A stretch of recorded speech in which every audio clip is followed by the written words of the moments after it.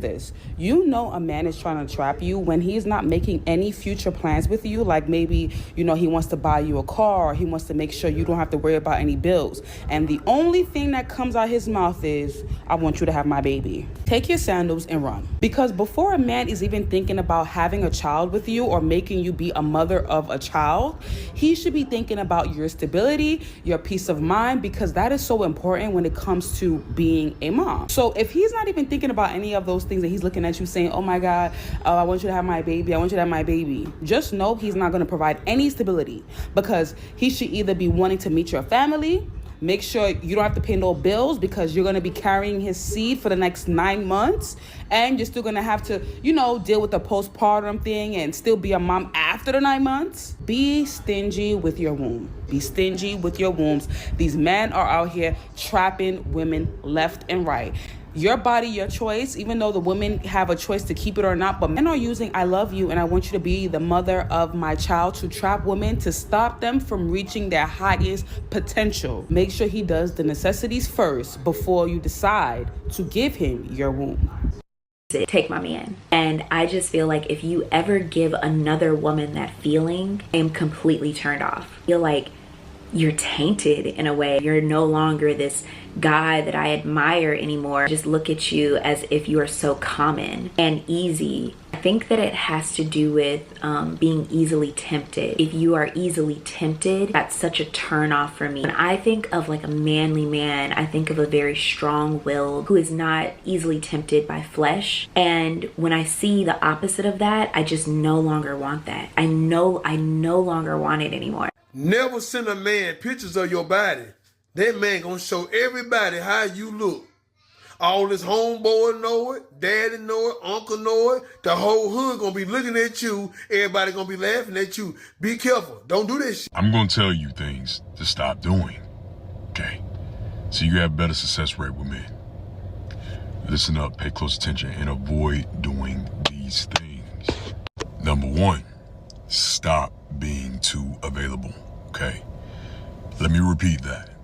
Stop being too available, all right? To the point where you forget to put yourself first. You forget to worry about or focus on, you forget to focus on you and your priorities, okay? Number two, stop pressuring him into a relationship. Stop pressuring him into something that he don't want, all right? Because if he into you, if he's really into you, you ain't gonna have to do that. And number three, last but certainly not least, stop making him the ultimate center of your universe. A lot of y'all get into relationships with these dudes and you make the relationship your whole personality. Like, you forget about you. He is your whole personality. You drop everything about you and you put everything into him. Don't do that. Always remember, the moment a man loses respect for you, he won't love you the same way, okay? I'm excited for this, so let's begin. Number one, don't become the female version of him. I've seen so many women do this, even some of them that I've dated in the past. After a few months of knowing me, suddenly my favorite movies became her favorite movies. You know, she became a soccer fan like me. She started eating the same foods that I ate. And then when the relationship ended, I saw the same girl with another guy, and now she was the biggest basketball fan because that's the sport that he liked, and also she was always watching the shows that he enjoyed. And this is part of a people-pleasing personality, okay? Some of you just become a sponge and you want to force compatibility because you think that, you know, that's the most effective way to build a wholesome relationship. And even if you get to enjoy things that he likes, don't give up on what makes you unique, because being yourself is the only way that you can be irreplaceable. Number two, don't hide your intellect. If a man ever feels threatened by your intelligence, ladies, that's a major sign of insecurity on his part. Dumbing yourself down for a partner is a recipe for resentment, okay? Where you feel like you're settling for someone who doesn't stimulate you intellectually. And let me give you an example. Last week, I was having this coaching session with a woman, and she was around my age, mid-30s, so she asked me a question, and I gave her a simple response, you know, like 2 or 3 sentences, but I could totally see, the hesitation in her eyes that she wanted to say something. So I asked, hey, is there anything that you want to tell me? Don't hold back. And then she went on for 3 whole minutes breaking down why she didn't agree with the advice that I gave her. And you know what? It was actually a pretty brilliant response. And the point is that she was downplaying her intellect. So I was giving her simple responses, but once that I saw her true capabilities, we started engaging in a much deeper and more meaningful way. Number 3, don't become mom 2.0.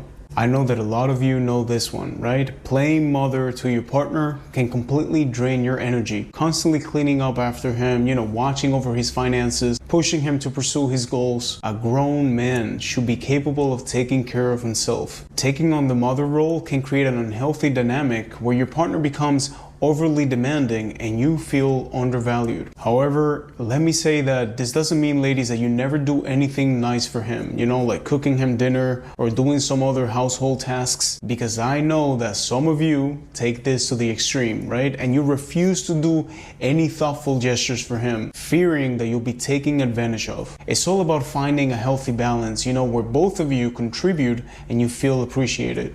Number 4, don't put your dreams on hold. Compromise is key in any relationship, right? But there's a difference between compromise and sacrifice. You shouldn't have to completely give up on your personal goals and aspirations just to be with someone. And I see this problem a lot, especially young women. You put your personal goals on hold to support your partner's dreams, and then you even relocate to another country because he's going to get a job that only benefits him. The right man will be your biggest cheerleader, not an obstacle to your success.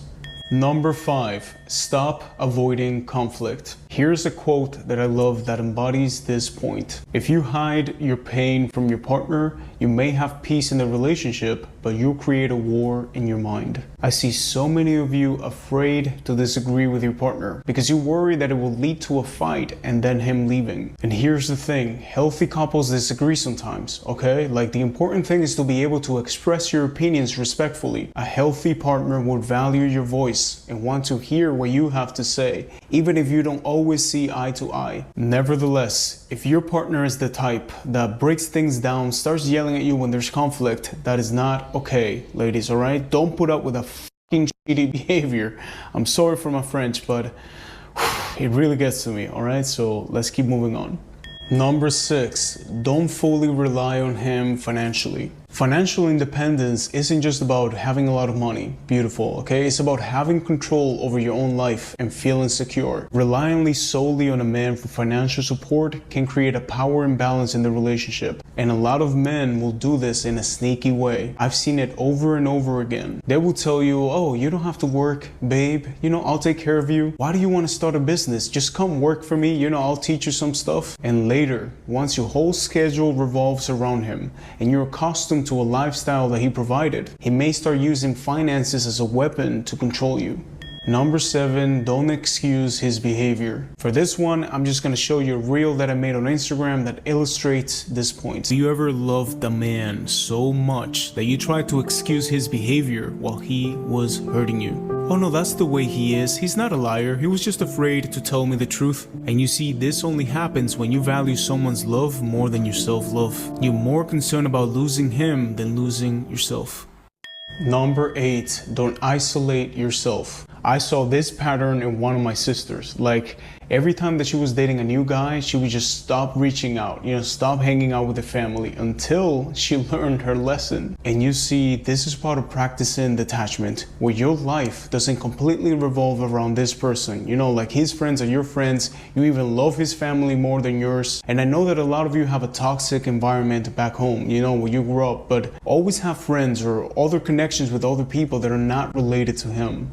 Number 9, avoid uncomfortable intimacy. It's really sad to see how some men guilt trip women into doing sexual activities that you're not comfortable with. It's like they use all these manipulated tactics to make you feel bad if you don't go along with all of his experiments. They will say things that make you feel like you're not a good partner if you don't do what they want in bed. Or they will downplay your feelings and make you doubt yourself and believe that you're overreacting. And sometimes, ladies, it's not that these guys are necessarily evil, right? Like, I always always explain this in all of my videos.